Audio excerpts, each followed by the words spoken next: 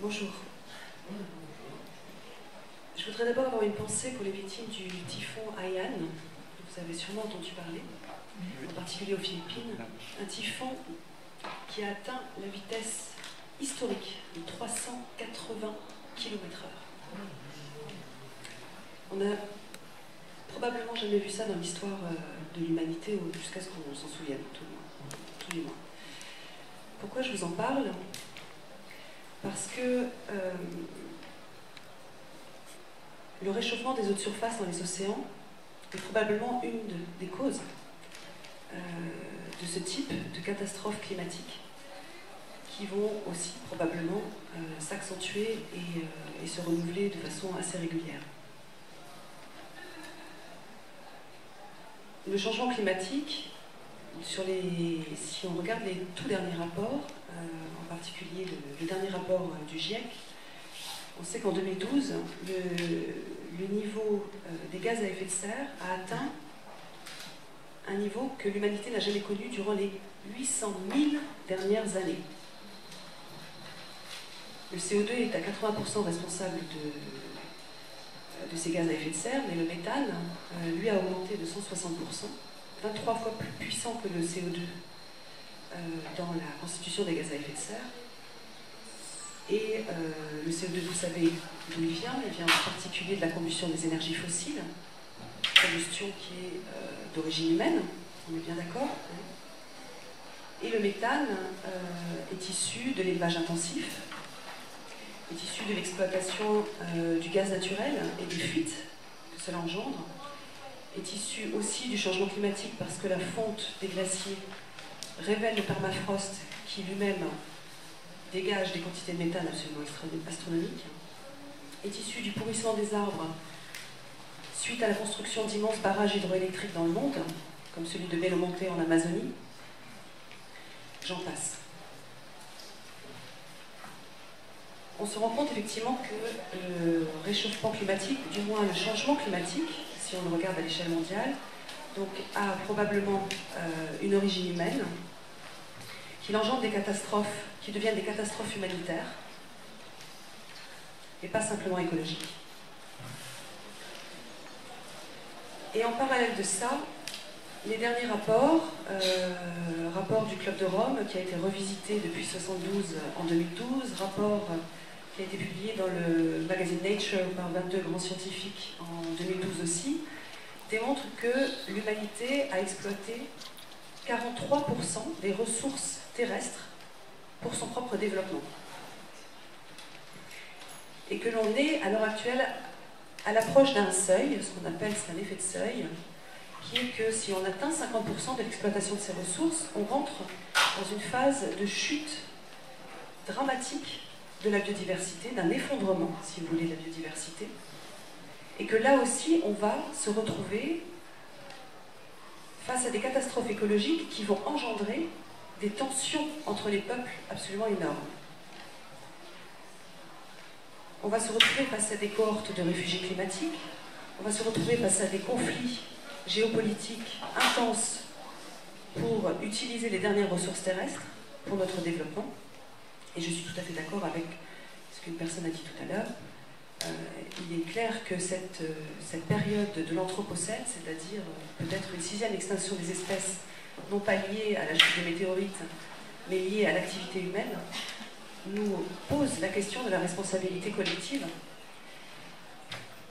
et nous place véritablement face aux limites physiques de la planète. En tant que juriste des droits de l'homme à l'origine,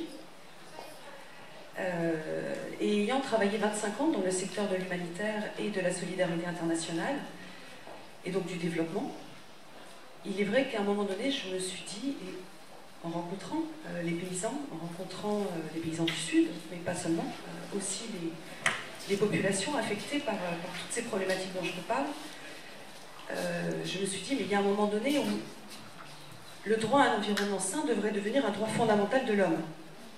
On ne peut plus parler seulement des droits économiques et sociaux, on doit parler aussi du droit à l'environnement sain. Malheureusement, nous nous sommes rendus compte que dans le droit international et dans le droit européen, et bien évidemment dans le droit français. On en est à peine à l'ébauche de cette relation entre droit de l'homme et droit à un environnement sain. On en est à l'ébauche. Concrètement, il existe aujourd'hui une recommandation qui a été faite en 2009 au niveau du Conseil de l'Europe pour créer un protocole additionnel à la Convention européenne sur les droits de l'homme pour y inclure le droit à un environnement sain. Ça n'a pas été encore adopté. Ce protocole, il s'appuie sur une déclaration, c'est-à-dire qu'il n'a aucun pouvoir contraignant des Nations Unies demandant à faire le lien entre environnement et droits de l'homme. Déclaration qui date de 2003. À l'heure actuelle, tous les crimes contre l'environnement sont, et donc le droit à un environnement sain, tous les jugements qui ont lieu au niveau de la Cour européenne des droits de l'homme sont des jugements ce qu'on appelle par ricochet. C'est-à-dire qu'on s'appuie sur les droits actuels des droits de l'homme, le droit à la vie, le droit à la vie privée même. C'est-à-dire le droit à ne pas être embêté par des nuisances, de pollution sonore, etc. C'est toujours, la Cour statue toujours sur des droits existants, reconnus, pour juger de crimes environnementaux. Alors il y a des avancées, et Peuple Solidaire fait partie de ces ONG, avec Sherpa, avec Amnesty, etc., qui ont énormément travaillé et qui travaillent encore aujourd'hui pour faire reconnaître la responsabilité morale des entreprises, d'accord, face à des crimes écologiques, qui sont en général des crimes aussi contre l'humanité à un moment donné ou à un autre. Le problème, et il a été très bien exposé par Vanessa, la façon dont les multinationales se positionnent, je dirais, quand elles sont accusées par les victimes, et je peux vous citer plein d'autres exemples, je vais vous en citer quand même quelques-uns parce que ça fait image et c'est important que vous le compreniez. Le problème à l'heure actuelle, c'est que quand on arrive à attaquer au civil des sociétés, des multinationales, on attaque qui? On attaque une entité juridique. Et donc, les procès en général qui sont menés, et il y en a eu des très symboliques, et d'autres, je veux dire, qui sont, par exemple, si je prends celui qui a coûté le plus cher à une entreprise internationale, le procès de Texaco Chevron, compagnie pétrolière, qui a pollué de 680 000 barils qui ont été déversés en Amazonie, en Équateur, forêts, rivières et populations locales.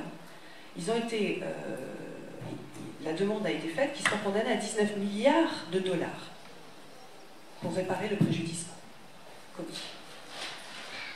À l'heure actuelle, Chevron, depuis 18 ans, se bagarre pour ne pas payer ces 19 milliards de dollars. Et il y a à peine une semaine, 15 jours, ils ont même demandé au tribunal de La Haye de reconnaître qu'en fait, cette catastrophe écologique a eu lieu parce que c'est la compagnie d'État pétrolière de l'Équateur qui ont collaboré avec eux pour exploiter le pétrole d'Équateur. Et donc la responsabilité en revient à la compagnie d'État et donc demande à l'Équateur de payer leur propre amende. L'amende de Chevron à l'heure actuelle, elle est plus importante que le PIB lui-même de l'Équateur. C'est-à-dire qu'ils vont mettre le pays à sac. Imaginez. J'en ai d'autres, des histoires comme ça. J'en ai plein. Monsanto. Monsanto a été condamné à 700 millions de dollars pour avoir contaminé les populations d'Alabama proches d'une usine d'isolant produisant des PCB. Produit hautement toxique, absolument interdit depuis 20 ans en Europe. Monsanto a été condamné 700 millions de dollars parce qu'il y avait des maladies graves dans la population autour de ces usines. Total a été condamné à 200 millions de dollars dans la catastrophe de l'Erika. Donc aujourd'hui, on peut faire condamner des compagnies. Mais ça n'arrête en rien, à l'heure actuelle, le fait que l'on continue à exploiter de façon invétérée les énergies fossiles.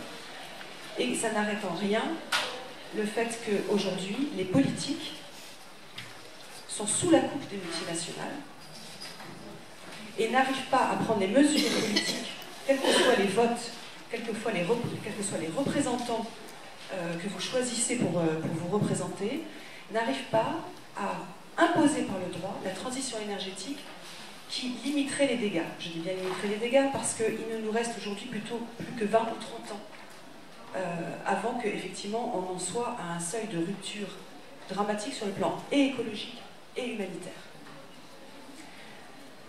Fort de ce constat, effectivement, une initiative citoyenne européenne a vu le jour, il y a 9 mois de cela, pour demander à ce qu'on reconnaisse le crime d'écocide, c'est-à-dire la destruction des écosystèmes, engendrant des crimes contre l'humanité, engendrant un crime contre les générations futures, engendrant aussi ce qu'on appelle un écocide culturel, c'est-à-dire le fait de détruire des modes de vie traditionnels par le fait même de détruire un environnement. Et là, on pense en particulier aux populations autochtones qui voient leur mode de vie totalement déstabilisé par l'exploitation des ressources et des forêts dans lesquelles ils vivent, qui nous font perdre à nous tous des savoirs traditionnels inestimables pour la médecine. Et donc nous demandons à ce que ce crime d'écocide soit reconnu d'abord à l'échelle européenne et ensuite à l'échelle internationale. Et nous accompagnons donc, dans le cadre de cette initiative citoyenne européenne, la Commission européenne en leur proposant un cadre législatif qu'ils pourraient proposer au Parlement européen, qui servirait effectivement de directive pour qu'il y ait en droit national une législation plus contraignante qui permette enfin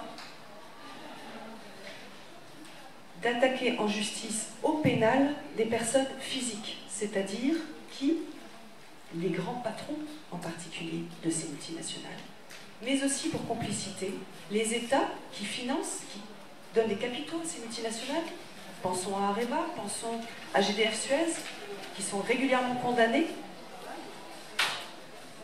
GDF Suez, 36% des capitaux de GDF Suez sont issus de votre poche, puisque ce sont des capitaux de l'État. D'accord ? En cherchant à créer du droit pénal qui n'est pas appliqué à l'heure actuelle par la seule directive européenne qui l'a, je dirais, proposé, mais d'une façon tellement large, tellement floue, et en posant le principe même que chaque État, à sa discrétion, puisse choisir si elle veut la transposer ou pas, on demande aujourd'hui à ce que réellement il y ait un droit contraignant qui permette de poursuivre ces dirigeants. Et c'est un pouvoir qu'on leur donne à ces dirigeants. Parce qu'aujourd'hui, qui fait la loi dans les multinationales et les grandes entreprises? Ce sont les actionnaires. Donc, en disant aux dirigeants, c'est votre responsabilité individuelle qui est en cause, ils auront la capacité de dire à leurs actionnaires, moi, je ne vais pas forer en Alaska, je n'autorise pas l'utilisation de cette technologie, je n'autoriserai pas la fracturation hydraulique, par principe de précaution et parce que je n'ai pas envie d'aller en prison. Donc on donne d'une part un pouvoir à ces dirigeants de se positionner face aux actionnaires, on donne une capacité à l'économie à s'orienter inexorablement vers une véritable transition énergétique et donc à développer une économie verte plutôt qu'une économie basée sur les énergies fossiles. Et bien entendu, depuis 9 mois que l'on milite dans cette optique-là, on commence à être approché, et c'est ça qui est très important, par les organisations des Nations Unies qui, eux aussi, réfléchissent et travaillent à l'heure actuelle sur comment relier droit à un environnement sain et droits de l'homme, en particulier l'Organisation des Nations Unies pour l'environnement, la Commission environnement d'Interpol, qui travaille en collaboration avec UNICRI sur le crime organisés et qui tentent aussi, eux, de mettre en place un droit international plus contraignant pour enrayer ces catastrophes écologiques, catastrophes climatiques et catastrophes humanitaires, et qui nous demandent, en tant que mouvement citoyen, c'est-à-dire vous tous, de participer à cette réflexion. Et je crois qu'il est vraiment important que les citoyens aujourd'hui se réapproprient ce pouvoir, ce devoir de proposer des solutions que les politiques n'arrivent plus à imposer. C'est d'autant plus important qu'il y a un traité transatlantique en train d'être discuté à l'heure actuelle, qui s'appelle TAFTA. Renseignez-vous, il y a un stand sur place qui peut vous en parler, au niveau du stand de Nature et Progrès. À l'heure actuelle, les multinationales demandent qu'il y ait un accord entre les États-Unis et l'Europe pour que les multinationales aient le pouvoir de contourner les cours européennes et internationales de justice et de créer des cours ad hoc pour défendre leurs intérêts face aux États et pouvoir faire des procès aux États et aux collectivités locales qui leur empêcheraient de faire du profit. Alors il est temps de se bouger et de se réveiller. Vraiment. Voilà. Donc je vais m'arrêter là. Sachez que les volontaires de l'initiative citoyenne européenne sont présents pour récolter des signatures de soutien à ce projet législatif européen. Ce n'est pas une pétition, c'est comme un vote, c'est comme une votation citoyenne à la Suisse, je dirais, ce qui impose certaines règles, à savoir que vous devez prouver votre citoyenneté européenne, c'est-à-dire que vous devez pouvoir donner un numéro d'identité pour dire qui vous êtes. Alors, je sais qu'en ces temps de méfiance Internet, il est difficile pour certains d'accepter cette contrainte, mais il y a un moment donné où, pour les générations futures, on doit se prendre en main, accepter de prendre certains risques et demander haut et fort à protéger les droits de la nature et à protéger les générations futures. Merci.